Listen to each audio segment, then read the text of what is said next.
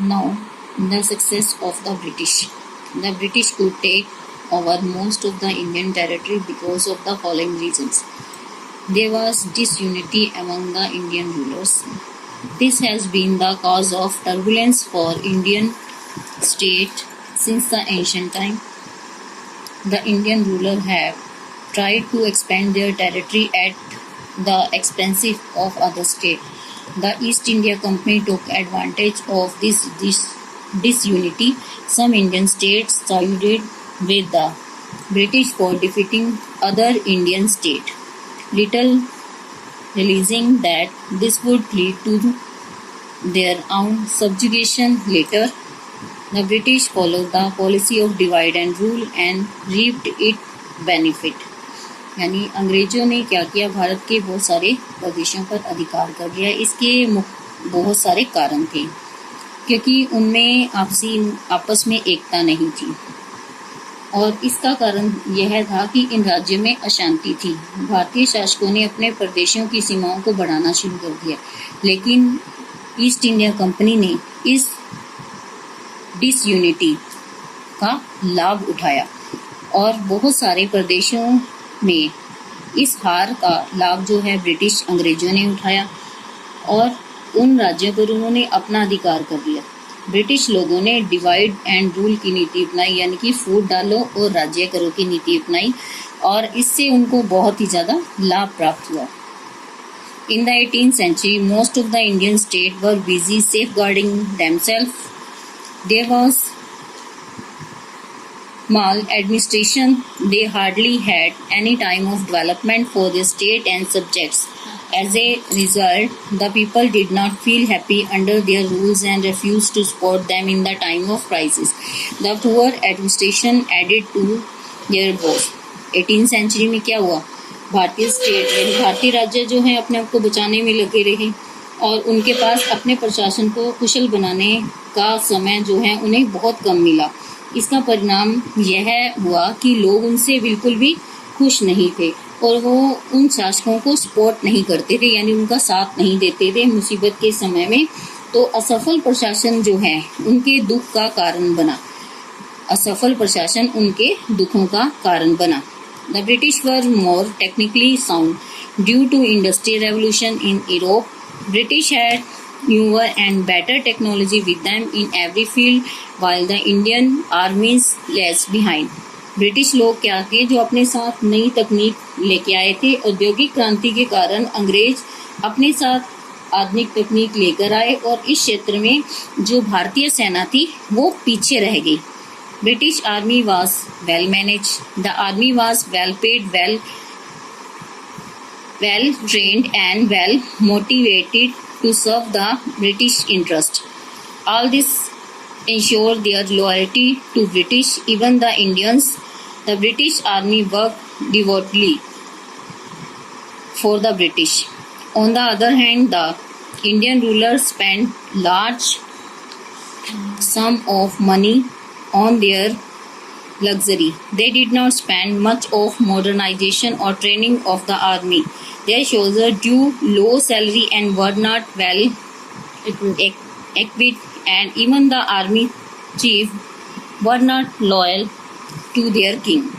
इसमें क्या बताया गया है कि जो ब्रिटिश अंग्रेजों के पास सेना संगठित थी, उन्हें अच्छे वेतन दिए जाते थे, वो संगठित थी, उन्हें अच्छा प्रशिक्षण दिया जाता था और उन्हें अच्छे काम करने के लिए यानी उन्हें प्रेरित भी किया जाता था।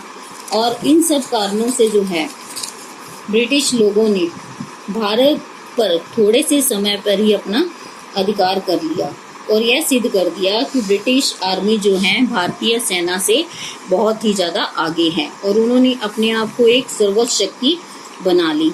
और ये सेना क्या होती थी, भारतीय अंग्रेजों के प्रति वफादार होती थी, यहाँ तक कि ये भारतीय ब्रिटिश आर्मी में थे, वे लोगों को ब्रिटिश सेना के प्रति समर्पित करते थे। और दूसरी तरफ भारतीय शासक अपना जो पैसा है वो सब कुछ ऐशो आराम पर खर्च करते थे। उधर अंग्रेज जो थे वो सेना को प्रशिक्षित करते थे और उसे संगठित करते थे और उनके जो चीफ होते थे यानी कि जो उनके सैनिक होते थे वो राजा के प्रति वफादार भी नहीं होते थे All these shortfall paved the way for the British rule in India. Even a smaller British army superior to a large Indian army.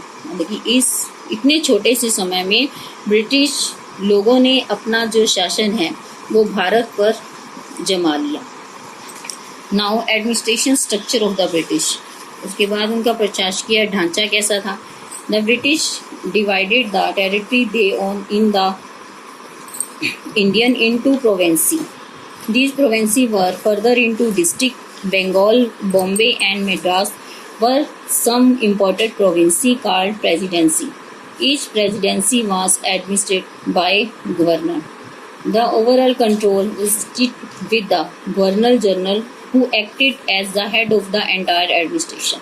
A collector or district magistrate was the head of the district. His duty was to supervise the revenue collection and overall administration of the district.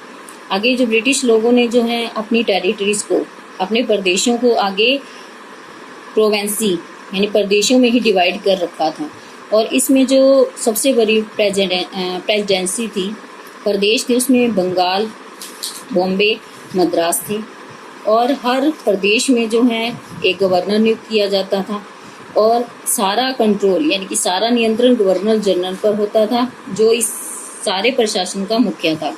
उसके बाद एक collector होता था, वो भी district का head था. उसकी ड्यूटी क्या थी, इन सारे कामों को देखना, उन पर ध्यान देना और ये भी देखता था कि रेवेन्यू कहाँ से और कितना इकट्ठा हो रहा है और पूरी डिस्ट्रिक्ट में कितना कर इकट्ठा हो रहा है. Now the daily administration was carried out by 4 agency. जो डेली यानी कि रोज की जो काम था उनको 4 एजेंसीज देखती थी, जिसमें police to maintain law and order to ensure peace. इसमें पुलिस क्या करती थी, लॉ एंड ऑर्डर यानी कि शांति की स्थापना करती थी, कानून की स्थापना करती थी. The judiciary to dispense justice, judiciary न्यायपालिका न्याय करती थी. Civil service for general administration. The army to protect the territory held by the British in India. उसके बाद आर्मी क्या करती थी, प्रदेशों की देखभाल करती थी जो ब्रिटिश लोगों के थे भारत में. Now civil services. Initially the trader assume the administrative function, but with the passage of time the territory of East India Company expand and well-trained personnel were required to manage the enormous task of governance. चलो civil services में प्रशासन को सुचारू रूप से चलाने के लिए प्राथमिक अवस्था में व्यापारी ने प्रशासनिक कार्यों को ग्रहण किया, लेकिन समय के साथ साथ जो है ईस्ट इंडिया कंपनी जो अपने प्रदेशों का विस्तार किया, उनके पास बहुत से काम होते थे. In 1793 Lord Cornwallis started the civil services India as Indian civil services to administer the company territory effectively. He introduced strict regulation for the official, raise for their salary to remove corruption and link their promotion to seniority. Lord Cornwallis ने जो है भारत में civil services की स्थापना की और इसके लिए उसने बहुत ही कड़े कानून बनाए और जो उन अधिकारियों की सैलरी यानी उनके वेतन को बढ़ा दिया और करप्शन भ्रष्टाचार को ख़त्म किया और लिंक देयर प्रमोशन और उनके प्रमोशन का लिंक यानी जब वो सीनियर्स यानी जो बड़े अधिकारी बनते थे तब उनकी प्रमोशन कर दी जाती थी. In 1801, Lord Wellesley set up a college at Fort William to educate the young recruit. However, the director of East India Company replaced it with their own college named East India Company at Haileybury in Britain and educated the student about Indian language and social norms and the system of government in India soon. Lord Wellesley ने 1801 में fort William college की स्थापना की और उसमें इसने क्या किया, अपने देश के लोगों को क्या किया, उसने भारतीय भाषाओं की शिक्षा दी, उनके विचारों को और सिस्टम ऑफ गवर्नमेंट. और उसके बाद उसने जल्दी ही ICS become a prestigious office for young upper class Englishmen. Till 1853, the civil services were nominated by the director of company. But after the civil servant began to selected to a competitive examination, Indians were permitted to take examination only after 1858. Even then, it was difficulty for them to get select due to these reasons. The examination for ICS was held in London. Only a few Indians could afford the cost of travel. इसमें सबसे मुश्किल क्या थी कि ये exam जो है ये परीक्षा लंदन में होती थी और हर कोई जो है इसकी कॉस्ट को नहीं सह सकता था.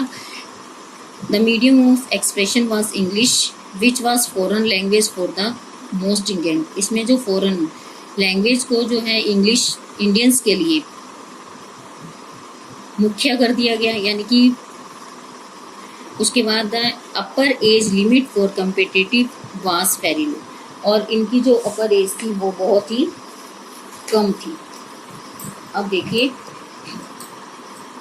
इसमें 1853 में नागरिक अधिकारी कंपनी के डायरेक्टर ने दूसरा नाम जो है नॉमिनेट किया, यानी इसका नामकरण किया. उसके बाद जो है सिविल सर्वेंट कंपटीशन एग्जाम द्वारा ये अधिकारी चुने जाने लगे. लेकिन भारतीयों को यह परीक्षा देने का अधिकार 1858 में मिला. इससे पहले ICS की परीक्षा भारतीय लोग नहीं दे सकते थे. इवन देन, लेकिन इसके बाद भी इस परीक्षा में कई मुश्किलें थी. उसके जैसे कई कारण थे, जैसे इनकी परीक्षा लंदन में होती थी और कुछ भारतीय ही इस यात्रा का खर्चा उठा सकते थे. और दूसरा, इसका विषय जो था इंग्लिश था और इसकी आयु भी निश्चित कर दी गई थी, यानी बहुत ही कम थी. और उसके बाद भारतीयों को सभी उच्च पदों से है वंचित रखा जाता था.